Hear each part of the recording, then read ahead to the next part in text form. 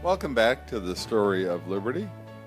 You know, the news that Christopher Columbus had discovered wonderful land in the west reaches to the old town of Bristol in England. It was in this town where two men, John and Sebastian Cabot, resided. They were sea captains. The father was born in Venice, a city there that still stands at the sea. It's a place where people don't ride in carriages, but they glide along the waterways in gondolas. John and Sebastian were brave, adventurous men and learned of Columbus' discoveries. They persuaded the men in Bristol to finance a fleet of ships for the purpose of discovering a new route to the Indies. But of course, they need the permission of the king, King Henry VII, who wants the money, and he says, if you discover any countries, they shall be mine. But they go anyway, and they find themselves in this month in May of 1497 with three vessels, John Cabot commanding one, Sebastian another, and a third to keep them company. They set sail from Bristol. They discover lands, and as they head 1,600 miles west of Ireland, and they name it Prima Vista. It's the Newfoundland. Off the coast of Labrador they come.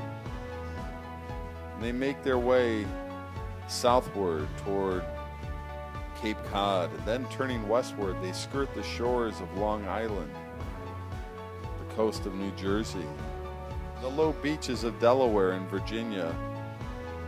They realize after they pass and they glide by the bluffs and the beaches glowing in the summer sun that their supplies are running out, so they turn back to England, informing the king all of their discoveries. What we see here in this story of the expansion of liberty, that through the enterprise of these men, John and Sebastian Cabot, that liberty has become the heritage of the people of England. We look back and see that when the King and Queen of Spain, Ferdinand and Isabel, had they discovered America, it would be a different place. We remember that Isabel could sit complacently while heretics were being roasted to death. And Ferdinand, he violated his promises. We see that to establish liberty in the Western world, it requires men who,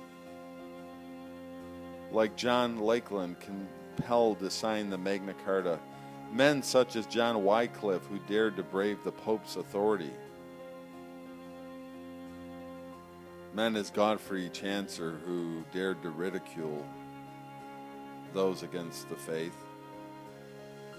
Men who were strong-hearted enough to resist tyranny and that were willing to sacrifice everything they held dear rather than yield their natural rights, their God-given rights. And it required such men, John and Sebastian Cabot, to plant the seeds of a new civilization in the Western Hemisphere. It was not until 2 years after the Cabot's voyage that a man named Amerigo Vespucci sailed on his voyage of discovery.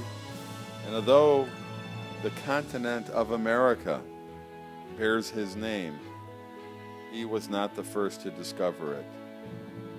John and Sebastian Cabot set sail from Bristol.